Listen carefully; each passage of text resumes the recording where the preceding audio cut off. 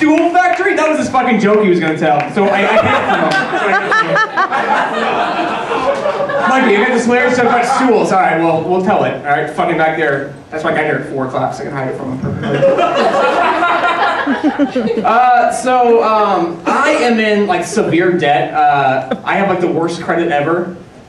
But for some reason, credit card companies still send me like applications for credit cards. Like knowing I have shitty credit. Like, and if I'm so vulnerable, if I were to fill these out, I'd get even worse credit. And that's what they want. You know, they're trying to fuck me, you know? They're really trying to fuck me. It's almost like I'm the really drunk girl at the party, and the credit card companies like are the frat boy, you know? Like, I'm there, like, I'm drinking, having a good time, and the frat boys are like, oh yeah.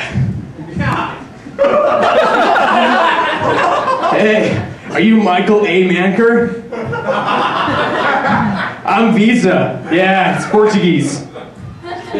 So, I was over there, I could easily get you approved. I don't know, you approved that girl over there. No, she's just a friend of mine. Listen, I don't know, I'm a little drunk, but listen, I like Eve 6. Anyways, man, I think you got some awesome credit. No, I don't. Yeah, you do. I don't think I had that good. You do have good credit. Is that your drink? Yeah, what's over there? All right. Let's go on a tour of my house. I'll show you the room first, you know? That's what they're... So it's only, yeah, it's like, they're trying to, but the only difference is like, after the credit card companies fuck me, they'll actually call me the next day, and the day after that, and the day after that, and frequently just keep calling me. I'm like the frat boys. I was driving my car the other day, and I came like this really busy intersection, like this corner intersection, and there was these guys on the corner, like taking money for their church, like some crappy inner city, like urban church or whatever. Not crappy, like urban, like, okay, it's fine. Anyway, they're taking money from the church, right? And the guy had in his hand like a big bucket of money, some flyers for his church, like these giant pixie stick candy things. And I'm like, oh, I want a pixie stick. So I pull up, he's like, hey man, you got any change for our church? I'm like, sure. I go my change bucket, like my ashtray, there's like 60 cents in there, throw it in, he goes, oh, God bless you. And just gives me a flyer for the church and no pixie stick. But come on, you know, like it wasn't that much for a pixie stick, so I'm like, all right, whatever. So I drive away. A couple days later, I go back, they're still out there selling pixie sticks or whatever, and it's like, hey man, you got any change from our church? I'm like, I don't think I just have bills on me. I open my wallet, there's only just a $5 bill, and he sees the 5.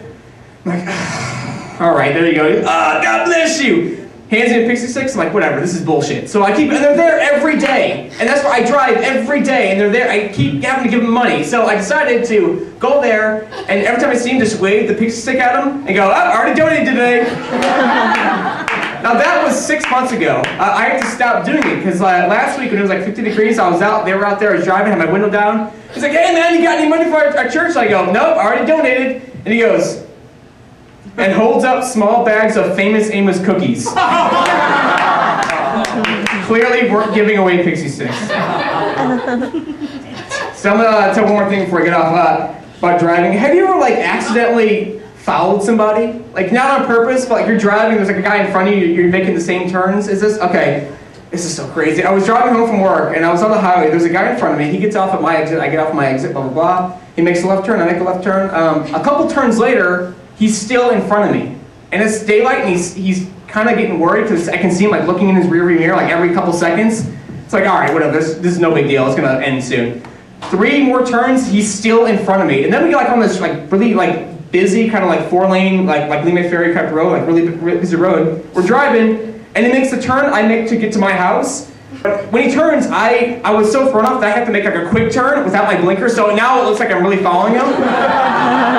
So then he's trying to get away, so he's making these crazy right and fucking left turns where there just happen to be my turns I'm making. I'm like, well, fuck this guy, I'm not gonna not go, I'm already halfway home, like, keep it up. So I get to my street, my house is the second on the street on the left. I pull up, I slam my brakes, he slams on his brakes and gets on and goes, all right, pussy, let's do this. I'm like, nope, not gonna happen. So I'm like, I live here. I run to my house, I'm like, I live here. What? See, this is my house. This is my door.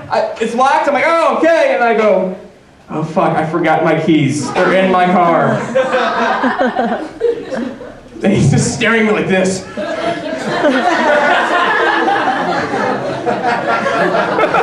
So I go, the only thing I can say to get out of this, I'm like, I'm trying, because this is my house, this is where I live, so I just go, no, it's my house. We have a pool in the backyard. That's all my time, thank you so much. I love you.